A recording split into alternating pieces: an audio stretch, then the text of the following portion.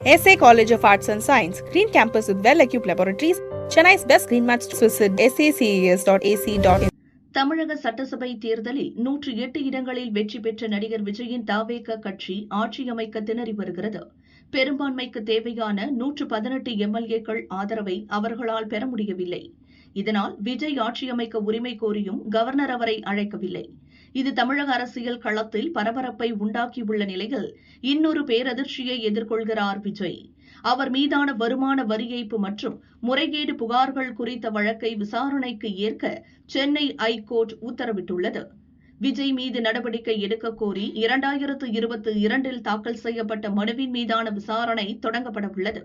இந்த வழக்கின் அடிப்படை 2015ஆம் ஆண்டு விஜயின் வீட்டில் நடந்த வருமான வரி சோதனையிலிருந்து ஆரம்பமாகிறது.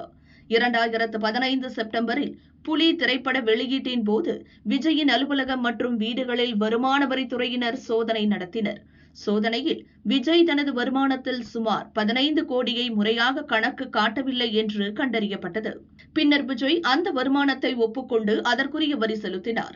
இருப்பினும் வருமானத்தை மறைத்ததற்காக வருமான வரித்துறை அவருக்கு 1.5 கோடி ரூபாய் அபராதம் விதித்தது. சென்னையைச் சேர்ந்த ராஜ்குமார் என்பவர் இந்த விவகாரம் தொடர்பாக 2022இல் சென்னை ஐகோர்ட்டில் மனு தாக்கல் செய்தார். நீண்ட நாட்களாக நிலுவையில் இருந்த இந்த மனுவில் ராஜ்குமார் சில வாதங்களை முன்வைத்தார். வருமானத்தை மறைத்தது மற்றும் தவறான தகவல்களை வழங்கியதற்காக விஜய் மீது ஏமாற்றுதல், போலி ஆவணங்கள் தயாரித்தல் உள்ளிட்ட பிரிவுகளின் கீழ் எஃப்ஐஆர் பதிவு செய்து கிரிமினல் நடவடிக்கை எடுக்க வேண்டும்.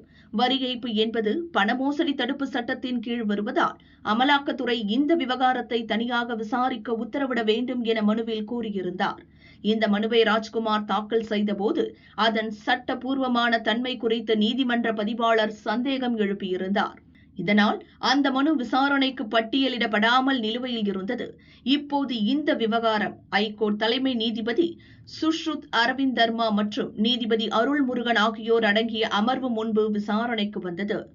ஒரு மனு சட்டபூர்வமானதா இல்லையா என்பதை நீதிமன்றமே தீர்மானிக்கும்.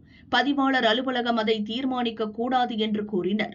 எனவே இந்த மனுவை உடனடியாக பட்டியலிட பதிவாளருக்கு ஐகோர்ட் உத்தரவிட்டுள்ளது. இதன் மூலம் 2022இல் தாக்கல் செய்யப்பட்ட இந்த மனு இப்போது விசாரணைக்கு வரவுள்ளது.